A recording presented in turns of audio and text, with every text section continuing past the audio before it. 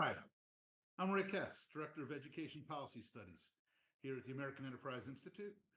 Delighted to have you with us today for a timely and important conversation with William Howell, the inaugural Dean of the Johns Hopkins University School of Government and Policy. The topic is how can policy schools promote free inquiry and intellectual heterodoxy?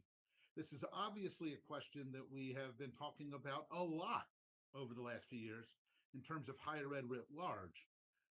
But I think both William and I tend to think that if there's anywhere in the university that questions of intellectual heterodoxy are most critical, it's when we start talking about public policy and public affairs and government and civic responsibility. And we will get into why it's important and what we can do about it. William is, like I said, the inaugural dean of the Hopkins University's new School of Government and Policy, Hopkins, Johns Hopkins University. He was previously the Sidney Stein Professor in American Politics at the University of Chicago's Harris School of Public Policy. He's won the Richard E. Neustadt Award for the best book on the American presidency, the William Riker Award for the best book in political economy, and the D.B. Hardiman Prize for the best book on a congressional topic. Dude, you always make me feel like I'm slacking. I'm just going to put that right out there. His books include The Wartime President, Power Without Persuasion, and The Education Gap, among many others. William, good to have you with us today, my friend. Oh, Rick, it's great to be in conversation with you. It always is. Um, we're going to William and I are going to talk about this about the first 40, 45 minutes. If you have questions, please share them with us. Email them to annika.hernandez@aei.org or on X with hashtag HessHowellAEI. That's hashtag HessHowellAEI. And we'll pick up those questions as we go along, and particularly later in the conversation. But William, let's start. Let's start at the beginning. Why, when we think about a school of public policy in government, is intellectual heterodoxy so important? And how have you been thinking about that as you've approached this new role of getting Johns Hopkins new School of Government and Policy off the ground? We are getting this school right off the ground. So much so that we don't even have the lights working properly. And they just went off on me. So I'm going to go turn them back on and come right back to you. There we go. we're we're building this from the ground up here. And in building it from the ground up, we're putting concerns about pluralism really at the center of what we're doing here. And this issue of intellectual pluralism, trying to bring together people who look at the world from very different perspectives, are trained in very different ways, have different ideological commitments, different views about the purposes of government, and put them into productive conversation and engagement with one another. Like, why do that is the question. This is a topic that's getting a lot of attention. And for some, the reason to do so is a kind of political insurance policy. At a time when universities lean decidedly left, we need to distinguish ourselves given the scrutiny of the federal government, right? And so that's a move, a kind of argument that some want to make. Others want to make arguments that are of the sort of, what we want to do is provide safe harbor to people who don't feel fully welcome in existing universities. And so that's a that's another kind of move that's made. It's not the move that we're making here. And let me just uh, point to two reasons. There are many more, but let me lift up two that are inform our own commitment to this this topic and our interest in really building a school around it. Um, One is that, look, if what you have is a school of government and policy that consists entirely of people of any one type, it turns out in this present moment that type is liberal, right? I mean, where the schools presently are center left to far left is where the vast majority of the distribution lies. Um, then what you do is you train them up and you say, here's what good policy is, and here are the right ideas, and you say, go forth, and they head out into the world where they're immediately confronted with all kinds of people with radically different views, right? Who think about the purposes of government in altogether different ways. That that is doing those students no good service by giving them the only tools that allow them to sort of forge solidarity with like type. I mean, if that's the game that's in play, that you're hampering their ability to be effective in a world that frankly consists of a lot more diversity than presently exists in universities. So there's that piece. There's another piece, and this informs an essay I recently drafted, that links concerns about pluralism to research, and the work of discovery, the work of trying to figure out uh, what kinds of institutional designs will serve different kinds of public purposes, what kinds of policies will attend to different kinds of objectives. Um, Look, if you're going to do that work and do that work well, you need people who are going to spot your own blind spots, who are going to call you out on your own biases, who are going to recognize the limitations of your own perspective, um, and and push you on them. The work of truth seeking, the work of building knowledge, properly understood, is a collective enterprise. Um, and what routinely happens when um, you have communities of single types undertaking the work of trying to build truth, pursue truth, and build knowledge, is that there are these huge blind spots that are are that pervade research agendas, that leave important topics unexamined, or in vital assumptions uninterrogated, and claims that just have no real purchase on the world are allowed to carry forward because they're not subject to adequate scrutiny.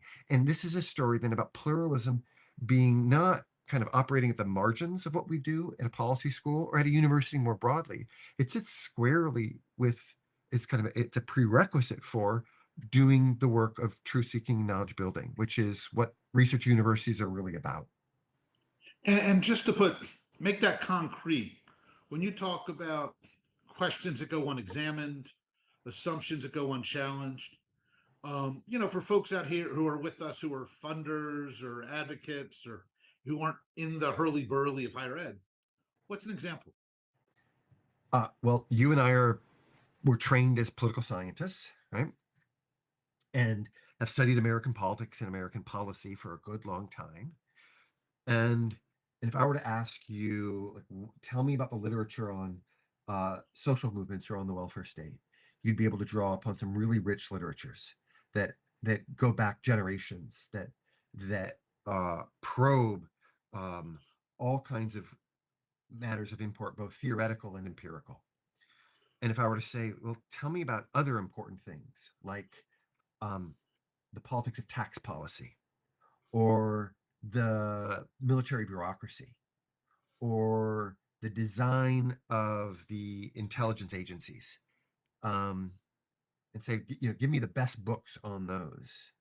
It isn't that nothing is being written on those, but but far less relative to these other literatures, and that is in no small part because people tend to study and interrogate things that align with where they sit, their ideological commitments, the things that they like, the things that really draw their interest, and so just topically, like what we actually have built out knowledge on, um, is imbalanced in ways that, boy, it's startling the extent to which it correlates with the underlying um, ideological skew of the faculty and students who attend policy schools and universities more broadly. Not all, but many.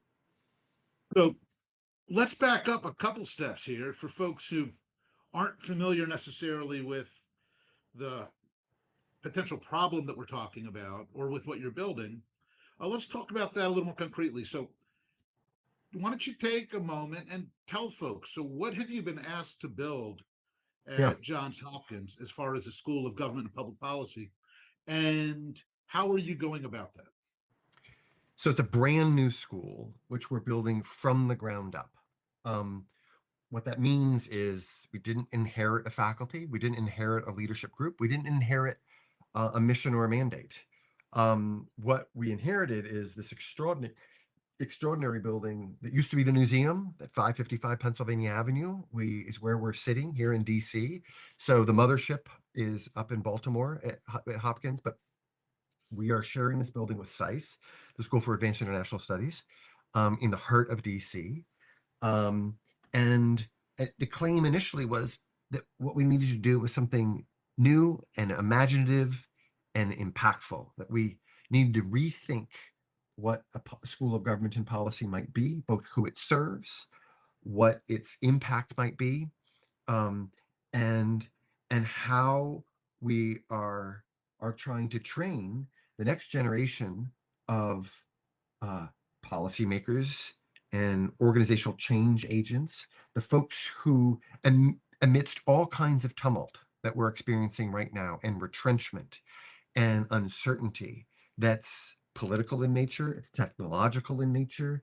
Um, uh, where is all this going to land? It's not clear, but we're, as a school, trying to figure out how do we reach students and train them up in order to get us to a place that's frankly more effective, a place where we have governing institutions, some at the federal level, some at the local level, some born through public-private initiative, some that sit within industry, where policy is made that stands a chance of actually solving public problems.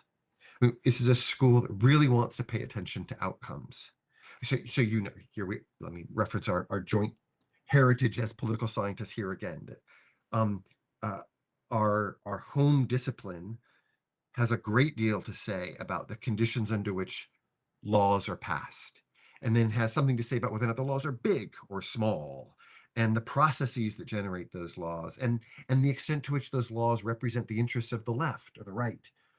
Lots and lots of stuff. But boy, as a discipline, we've done a pretty poor job of thinking about whether or not those laws translate into solutions that actually materially improve people's lives. Like, do they actually work? Like, do they actually land? And we want this to be a school that draws upon people who are economists and political scientists and philosophers and sociologists and who work in the law and who sit on the right and the left and more heterodox in their orientation to grapple with hard questions involving the design of institutions and the policies that produce with an eye towards outcomes. Like that's our North Star is effective government in the service of solving public problems. Are we doing it?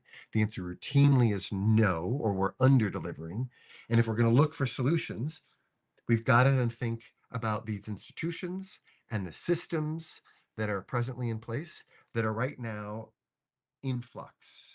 That's like an anodyne way of character. I mean, some of them are on fire, some of them are bleeding out, some of them are working reasonably well, uh, but um, but they're facing big challenges, big structural challenges. And then here comes AI amidst it all. Um, we want a school to be this to be a school that thinks about these organizations, these institutions, um, and how they might be reconstituted, reformed, in some instances protected, in some instances done away with entirely, in some instances reformed and remade altogether, and have that be a kind of a through line in the work that we do. So, you've already touched on this, but let me put a fine point on it, and I'm curious to hear you respond. Certainly, in the Trump administration's higher ed compact, there was talk about faculty hiring, about questions of legality around race and gender, but also the dictum about ideological discrimination, political Yeah. discrimination. Um, we know, for instance, in fact, you make these data points in your trust violations of research universities. You Mhm. touch on some of these data points we have to mention. That Langbert and Stevens in 2020 found that Democratic Party registration outnumbers Republicans at among 10,000 flagship university professors by 8 to 1. 8 Democrats for every one Republican among 10,000 flagship university professors. Um, Sam Abrams in 2018 looked at 900 college administrators and found that liberals outnumbered conservatives 12 to 1. When Riley Fletcher and I wrote last year, we looked at the composition of faculty at policy schools. We found that the liberals outnumbered conservatives by about 7 to 1. So I guess two questions. One, we certainly hear from advocates like the AAUP that this doesn't really matter, that the universities should not be in the business of worrying about faculty makeup, that it doesn't affect how you teach chemistry or poetry. So, one, I'm kind of curious how you respond to that. And then, second, well, let's start with that. What do you say to those who say, well, these are interesting data points, but they're not really relevant to how we think about the work of teaching and research? I mean,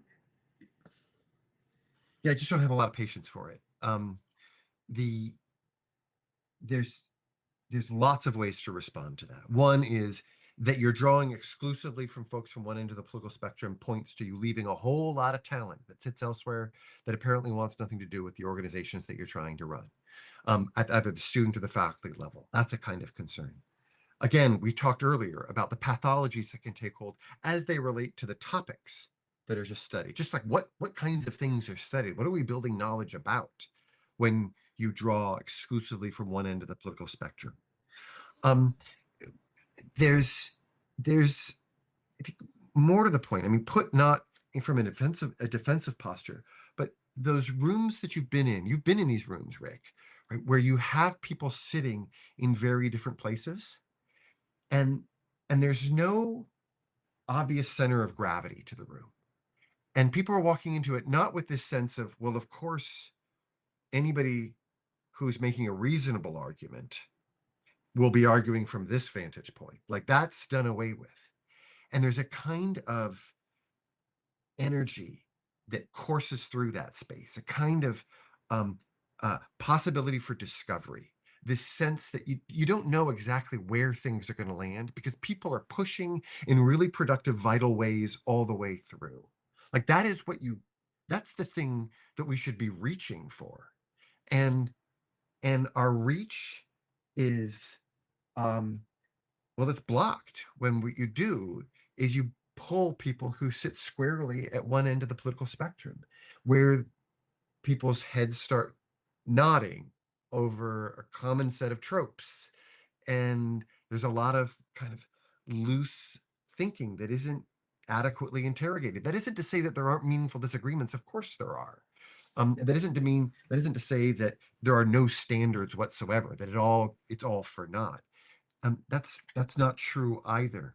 But it's not what it could be. It's impoverished relative to what we could create in a space where people have very different understandings about, again, the purposes of government, the and which then informs the questions that they ask, which then informs the decisions that you quietly make when you're doing empirical research, that are judgment calls about how to code, about what to conclude, about what are the core elements of a model that you're trying to write down, um, are we can and we should all the way through do our very best when seeking truth and building knowledge to um, to be as objective as we possibly can be, to think outside of ourselves as best as we possibly can be. Um, and we invariably will falter. We invariably will go so far, but we need each other. Like we need each like Rick, I need you. Like I need you to come after me when I make a certain kind of claim and to say you aren't thinking about this right. Your thinking is incomplete. And I know that in the aftermath of those kinds of exchanges, I mean, I have these people in my head, people who sit both further to the left and further to the right of where I am, who are in my head, who sharpen my thinking, um, and fine tune the arguments that I'm trying to make, not just sort of reduce them to kind of qualified uh, generalities, but they sharpen it. Sometimes it has to do with extending an argument to spaces you didn't see it possibly going. Like that's available to us if only we would get behind these kinds of commitments and see them through. Um, but it's not where universities generally sit. It's not where a lot of the rooms are. Some of them take. Um, Again, we've been in those rooms. I would just like to be in them more often. We've got a bunch of questions piling up. Before I start to get to, so one question that sets up a lot of this is, when Riley Fletcher and I looked at, these elite policy schools, the Harvards, the Princetons, the Harris schools at Chicago, even red state flagship universities, University of Texas at Austin. The policy schools faculty were uniformly blue, and we certainly see that in survey data of the students at some of these policy schools. Why is that? How do we understand? I mean, when we think about the fact that half the country is red states and half is blue, when we think about the fact that there's enormous energy on both the left and the right, it seems to me that I understand how maybe humanities departments or anthropology departments have become progressive bubbles. But why is that also seem to be true in so many policy schools? Oh, Rick, I want you to answer this question too. I'd really like it, really, because I don't think there's any one thing, and I don't think we exactly know. Let me throw out a couple of contributors, and then see what you think on this one.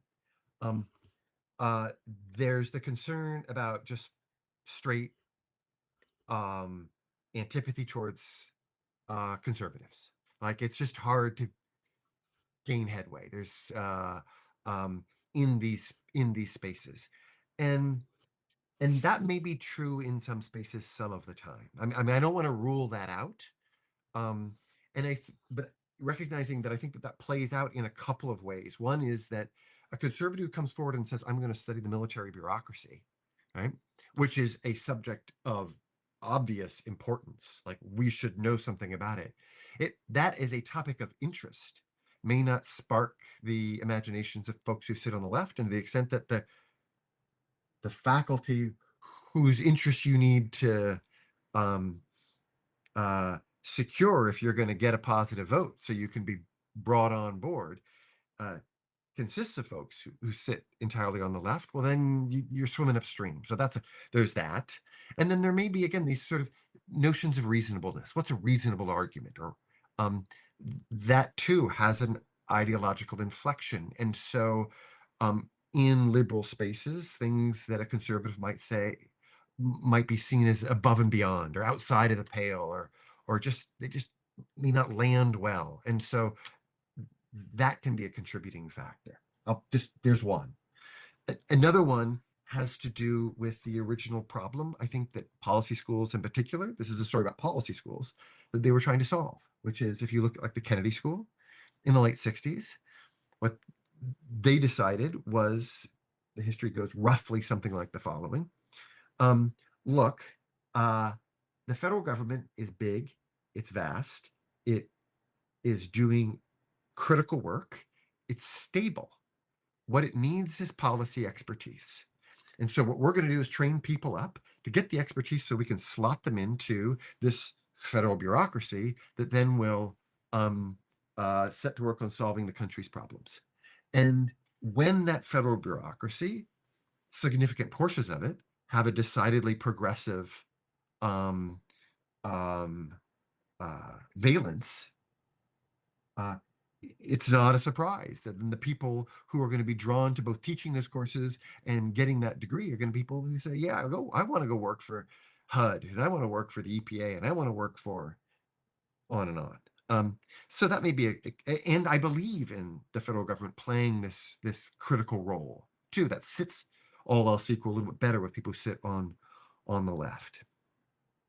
And then there's one more, which is where this sort of story has some real bite, which is also traces back to the 60s, but is a different kind of thing, which is that um, if what you understand the universities is not about pursuing truth and building knowledge, but exercising power, wielding power in the service of undoing injustices, righting historical wrongs, which I think a significant portion of the um, faculty, particularly in the arts and sciences and humanities, in the last several decades. I mean, they sort of see it as the reason why I do this work in an important way is to pursue activist ends.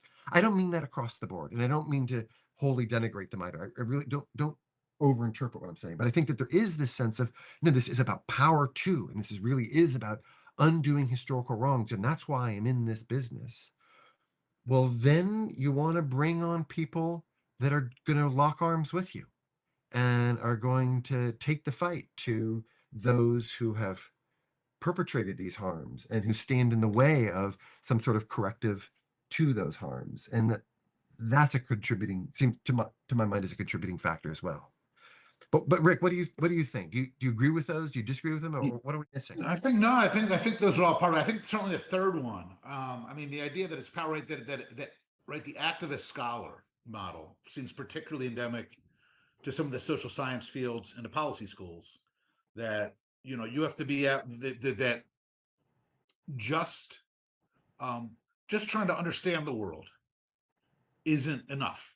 That your Yes. job as an academic, which seems problem, but so I think that's right. Another piece of this too is I think the ecosystem, and so this gets us into I think understanding how you're going to try to do what you're trying to do is obviously universities don't exist in a vacuum. They're scholarly journals in which scholars have to write 24,000 of them, which scholars have to try to publish, and there are A journals and B journals. And in order to get into these journals, you have to pass muster with blind reviewers who are free, peer reviewers who are free to bring their biases. You have to land grants, the most prestigious grants. National Science Foundation, for instance, other federal grants are committees of reviewers who are senior scholars. And then the feedback, who gets published in the journals, who gets invited to give prominent addresses, who gets elected to positions of respect in the scholarly associations, who wins grants. This all then affects who is going to get tenured, who is going to get snagged away to influential. And I worry that it has many ways become a closed loop in which if you are interested in studying police behavior, like James Q. Wilson once studied it, Yes. with the notion that they are doing good and important work. They too are bureaucrats. And we should think about them as bureaucrats who are exactly attending to public purposes in the same way you might think about teachers that way, right? It's Then just here then you are have that's right. Then you have the wrong mindset about exactly. them. That if you're interested in studying the effects of school choice, Mhm. that this must, especially vouchers, this clearly shows that you're an ideologue. Somebody like we started Education Next 25 Yes. years ago, partly because Paul Peterson got so frustrated that even remarkably, high caliber randomized control trial data didn't pass muster with the same journals which would pass kind of thinly veiled screeds against vouchers. Now, so I started, when I introduced you, I mentioned a litany of the awards you have won. You have gone on a great success, even as a guy who has some wrong think in your DNA. What has allowed you to succeed, and how does that inform your approach to the work at Hopkins? So I mean, my professional career and the jobs I've gotten were not because of the work I did on vouchers, but in spite of it. I'll say, But like, even your it was, presidency work is, I think, considered right coded in some circles. I suppose, but I've got a book right now that is talking about the rise of a strongman presidency that isn't especially kind to Trump, It's and very I have critical of Trump. it's But you've very already critical. won your all awards without Yes, right. So I'm having the locked in. first. What are we to do? Right, right. Well, so here's a thing that I'll say. You're right to point to this ecosystem that um um where you're able to publish your work and what kinds of accolades you get um and what speaking arrangements are offered to you are to the extent that ideology takes hold of these spaces, um, uh, it it it not only decreases the chances that conservatives can get the original job, it decreases the chances that they can move up through an academic hierarchy, that they can get tenure, they can get recognition, they can be taken seriously, and it's a real problem. Tonight, I'll note, I'm going to go to the American Academy of um, Science and Letters, which is an expressed effort. It's a brand new effort to try to push back against the American Academy of Arts and Sciences, which many people think has become decidedly left coded, and instead to lift up values about academic courage and to allow for space for conservatives to enter into and be recognized. That there are efforts to build new prizes for folks who may sit outside of um, um, the kind of the leftist ecosystem that is bestowing all kinds of rewards onto faculty who are asking certain kinds of questions and answering them in certain kinds of ways. Um, that's seen as another kind of corrective for those who care a lot about. I know Robbie George has a lot to say about this uh, um, out at Princeton about what a corrective is going to look like. It's not just, about standing up a school. It's certainly not just about, well, could we have a endowed professorship in a history department that might look at the founding period? Could we have one, right? With the idea we might get a conservative in the mix, and we're going to call that a victory. That we need to think about the entire system all the way through if a real corrective is to be made. I'll say one thing, which has been incredibly gratifying about the work that we're doing in standing up the school is um, relative to peers who have similar commitments. Um, I'm not facing the same kinds of headwinds. Here, the headwinds are how do you find a whole lot of talent and bring it in and get them excited about building a new school? Not how do I convince you that a commitment to pluralism isn't just us, bowing before and kissing the ring of, Donald Trump in a troubled hour and throwing away all of our commitments to academic freedom and and demonstrating our weakness and that we've lost our way, like, which is, again, to my mind, um, having had that argument more than I'd like to, it just becomes boring. It becomes uninteresting. It's just flat. There's so much to be done in building up this space, and to be at a school where because we're building from scratch, we've got an opportunity for it to really take hold. So, so let's talk about that. So, what are, in this space, how are you going about, we're thinking about recruiting faculty, recruiting students in a way that creates this heterodoxy that you're talking about? And I want to start getting at some of the questions I've stacked up. How do you do that without lapsing into affirmative action for conservatives or DEI for conservatives? Yeah, I mean, so the move isn't to say, uh, come Republicans, come conservatives, will hire you because you are conservative, because you are Republican. The move is to say, are there people who are asking really vital, underexplored questions that are out there and doing things in a way that display courage and conviction and excellence? Um, and and you can look at our founding faculty and you'll see people who sit all across the political spectrum, um, just by our kind of core commitment to doing that in an open-ended way. That's a piece of it. Um, Another piece of it is to not just bring in people who sit in different places ideologically, but to bring in people who are really interested in hearing from and engaging with folks who sit in different places. Like, we don't want to just hire the liberal and the conservative, the labor economists and the urban ethnographer and sociologist. We want to hire those types who are also really interested in engaging with one another, learning from one another, pushing one another. Because it's not just about the roster that you fill out, it's what you do with that roster, that allows for new discovery, new kinds of engagement, new ways of thinking, which is what we're trying to foster. And so that's a piece of it. And as we build the school, frankly. I mean, part of how we build the school is to do precisely what you and I are doing right now. It's to talk about these issues, to say we really care about pluralism. We really are going to bring in people who sit in very different places, and we're going to push one another. And if that excites you, then we want to hear from you. We want to talk to you. Um, how you follow through on that, boy, like it there's not one answer. Can I tell you one thing that was said to me when I went over to AEI earlier this year? And I said, "Hey guys, like we want to engage folk who haven't been engaged in policy schools. How do we do this?" We did this event, you and I did. Rick, you were so kind to sponsor that, which was incredibly helpful. And one person said, you should pay attention to the art. Like, pay attention to the art because the art that you put up in a building um, communicates something about who's welcome here. Who are you interested in hearing from?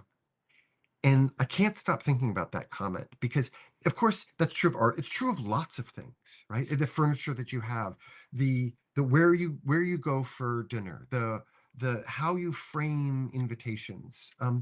If you're really going to do this well, you need to be thinking about a much richer set of considerations than merely, you know, Rick, can you get me some Republicans so I can say I'm good the next time there's an audit of policy schools, we're going to look better than most, right?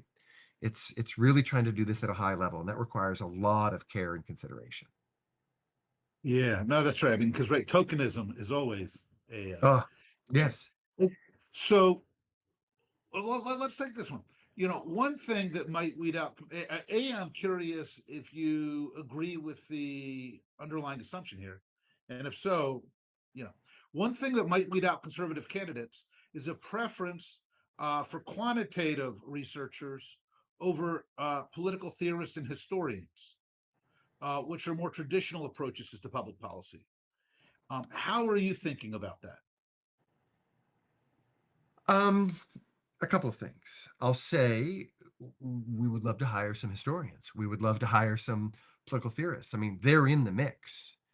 Um, this as a problem is a challenge that these schools of civic education that are being stood up at the University of Florida, University of Tennessee, UNC, that they're confronting is that there's an abundance of talent and excellence on some subjects, but not on others.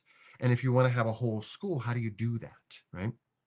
This so it is a problem. It's less of a problem for me in that I don't need to solve this for the country as a whole. I need to solve it for my school.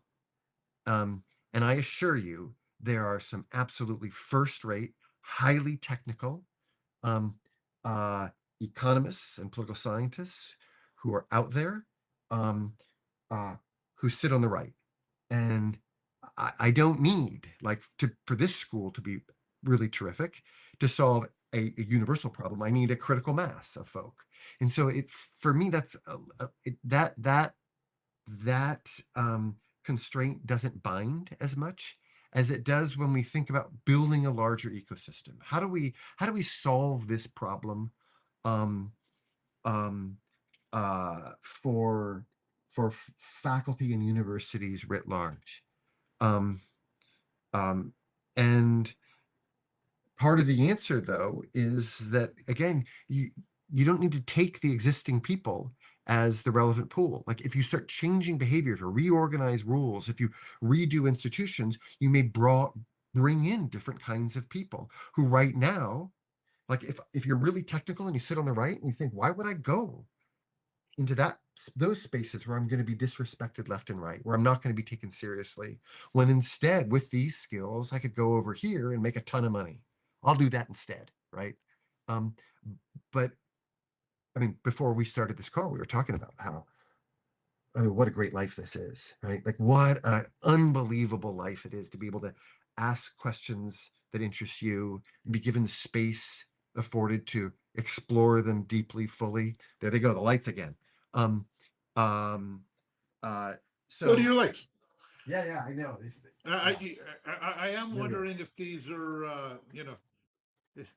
I always thought of Hopkins as having deep coffers, but Yeah, uh, but the, with every so, so startup, there are these hiccups. so here's a very practical question of this. Then is when so can you give us a little bit of a window into your thinking? How do you would decide which are topics that should be being tackled, military bureaucracy, that aren't being tackled? How do you decide? How do you figure out Yeah, where the absence exists? yeah, it's a great question. I mean, here's some thoughts that come to mind. And again, please jump in here, Rick. One is to say there are some facts about the world that we need to make sense of because they're really important. The military bureaucracy is incredible, is objectively important.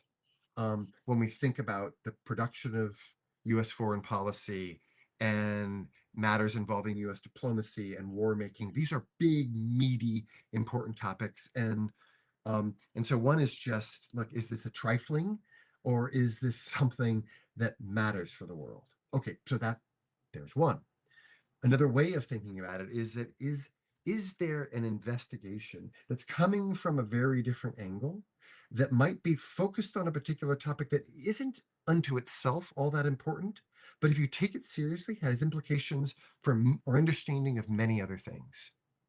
Um, uh, that because I have this understanding of the military bureaucracy and the argument that I'm developing, that has implications for understanding of federalism or understanding of the um, the relationship between nonprofits and local governments. I mean, in a number of other things. And you say, that's an idea that carries that then we have to really grapple with.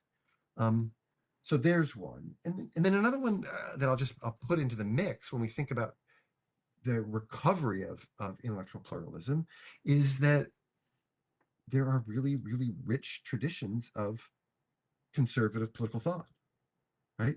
That are under investigated, that are not taught as much as they might be, that offer deep critiques of texts that are out there. And here I'm pointing to recent work by uh, uh, um, Professor Shields out at Claremont McKenna, who did a big survey of syllabi. 27 million syllabi, right? They looked at.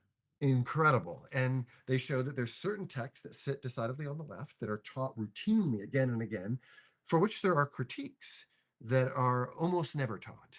And what to make of that. So that's just like there are arguments and theories that just need to be picked up. But like they're just sitting there on the ground. Go pick them up and and and engage them. And they aren't being picked up and engaged in ways that they ought to be. Yeah, when I was in graduate school at Harvard, I mean, right, we never read Burke or Kirk or Buckley or Burnham, much less, I mean, right, much less in 2025. Right. Um, Question: when admitting students to a program, is it appropriate to pay attention to their ideological leanings? Would doing so give students incentive to game the system or lie about their leanings? Um, yeah, I mean, yeah, the question answers itself, right? So if what you do is you say, we're going to set aside 30% of our seats for people on the left and 30% of our seats for people on the right, and then you do the math and you're kind of a centrist and you say, look, what I should do is I should I should present myself as a Republican because they're going to be few. It's just going to be easier to get in, and that's not what we're trying to do here. Like that's not what we're trying to set up here. Um, um, so the answer can't be that reflexive move, but it also, I don't think it can be a kind of naive sense that, well, we'll just open our doors and say, come one, come all, and we'll expect to do something other than replicate the existing productions of student bodies that we're observing in other schools of government and policy. There's some work to be done in building out those talent pools. And here I'll point to another initiative that Jenna Story at AEI and my colleague Steve Tellis, there's this initiative underway between Hopkins and AEI to try to build out the pipeline of people who would be interested in getting degrees, uh, um, um, uh, among conservatives. And that's not a story about setting aside seats in PhD programs, and nor the corollary for me would be setting aside seats for a master's of public policy or whatever that first degree is that we're going to stand up for people who sit in one place ideologically. But it is about beating the bushes. It is about articulating our commitment to do better than what other places have done, and our interest in trying things out and learning from them to see if we can't not just convince them to show up, but we want them talking and talking productively. I mean, like, so like, the 1 in 10 at the universities that is conservative often assumes this very defensive posture, right? They're either, you know, trying to keep their heads low and trying to avoid being noticed by anybody, or they're incredibly brash, right? And they're like, just like, well, I'm going to come out swinging and everything. And there are alternatives, which is about being interested and engaged and humble, um, and that there's not much space for folks who sit on the right to assume those qualities, and we want to build a school that does that. So some of it is, I think, a lot about who will come is a function of what you build, and so we're going to try to build something different. The are there roadblocks or objections you've encountered from other Hopkins faculty or administrators, either in substance or to how you're going about it? Uh, no, um, I have not encountered that. I've received a tremendous amount of support, I'll say, from the president of the university, from the leadership in the university.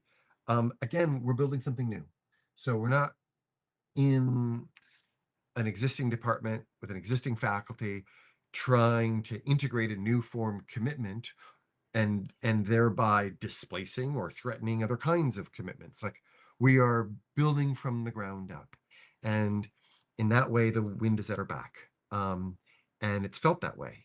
um, Having said that, it doesn't mean that it's easy. Like, how do we do this in a way that isn't just about, well, doing um, affirmative action for conservatives, or thinking about these possibilities in very narrow mechanical ways, or just thinking, all right, well, who are the most famous, outspoken um, folks on the right, and can I offer them, a salary twice what they currently have, so that I can say, well, they're in my house now. Victory is mine, right? Like that's not the ticket to real progress here. You know, So, one of your colleagues in the humanities obviously wrote an essay for the American Association of University Professors, AAUP's flagship magazine, a couple of weeks back, Academe, in which she argued that viewpoint diversity, what we're talking about here, is really just a stealth MAGA plot.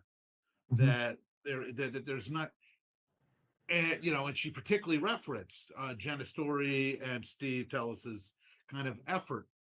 Um, Curious, is that kind of an outlier? Is there more of that you encounter in the day to day? How does that kind of thing complicate this work? well, I know those voices. They're in the larger ecosystem of higher education. Um, the idea that Steve Tellis is, an agent of MAGA is kind of hilarious. And again, my most recent book is Or written with, Jenna, for that matter. right, is trying to offer an explanation for how we got a strongman presidency that represents a profound threat to democracy that sits, in my view, decidedly on the right. Um, and and the promise of these commitments is not about trying to destroy higher ed. It's trying to recover a set of core commitments that were articulated by the AAUP when they were originally making arguments on behalf of academic freedom.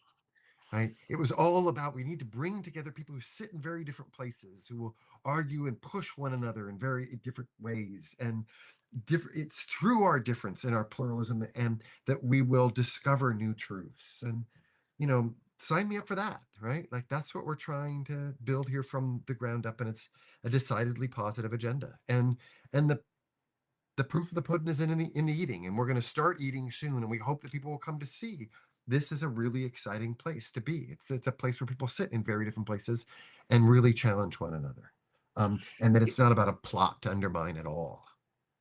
Here's a nice question I think about some of the constraints, the system constraints. Does the grant system inevitably impose an agenda on political science, on social science scholarship? For example, a sociology professor who has to land grants needs to study the things that the foundations are interested in, and the foundations that underwrite social science tend to have pretty strong priors. I would argue. Yeah, I mean, I think um, this is an extension of the point that you made earlier, which is if you want to rise up within sociology, and you need to get your articles placed in journals, right? Well, there's a tilt where you need to accommodate that tilt, that ideological tilt within the journals, and to get the speaking engagements and the awards and to get the grants. All that is true. And if you're sitting on the right, and you know these people, Rick, that there's folks who love in the abstract the idea of universities, but don't trust universities. And so they aren't willing to give. And so that money isn't then available to people who might be conservative in their orientation in a sociology department. And so these dynamics reinforce one another. And so what we need are moments and points of disruption. We need to, and that's uh, um, part of the project that this school is, but this school is only a piece of that. There needs to be um, people who are willing to step forward and provide awards to people who are centrist or heterodox or sit on the right, who are willing to give um, grants to people who are asking different kinds of questions that would challenge established academic orthodoxies.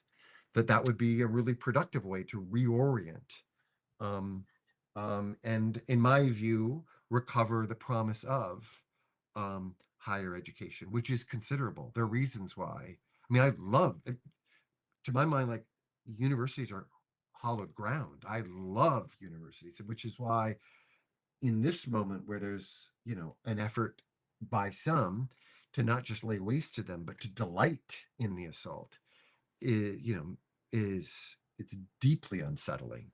Um, at the same time recognizing that if we who love universities, care about universities, want to see them through this moment, we've got to be willing to recognize ways that we have lost our way. And I think this is one such way. So the question here is, how can policy schools make students feel more comfortable sharing their views and beliefs in academic settings when those are not only a minority viewpoint, but frequently shunned by their peers? So I guess there's a two part. So one, what I've heard you already say is you want to try to create an environment where that's not the norm. That's right. So I guess two part. One, are there things that can be done to foster, one, we talk about faculty a lot, but one, what can you do in terms of a culture of the student population? And then two, how do you go about recruiting that more intellectually rich kind of student body you're talking about if the inflow of folks into these policy schools seems to reflect existing kind of challenges? I think this is an all hands on deck imperative. It really is. It's about culture. And how do you construct culture? Like, talk about a loaded question. Like, how do you, like, the central planner constructing culture? Hard to do. Um, and yet there is a role too for leadership, right? There's a role for leadership. There's a role for articulating again and again core values, identifying core values, standing up for core values. There is a role for thinking about what your curriculum is and how you build it out. What are those syllabi? And how do we um, interrogate them and push back against ones that demonstrate a decided ideological tilt one direction or another, either within a particular syllabus or when you think about a curriculum more broadly. It's also about how you communicate. Like, how do you talk about the reason to come to a school? will land, will have implications for who you reach, right? Um, and then also thinking more capaciously about who are the students who you can hope to reach.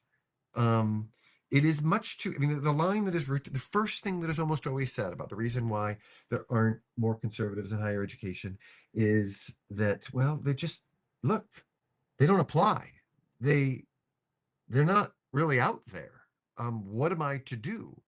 Um, which to my mind is, is to say, well, one, there are plenty of incredibly talented folks who sit on the right whose expertise you would benefit from harnessing, one. And two, to the extent that they aren't expressing any interest in coming into the institution that you're running, you ought to ask about why that might be so.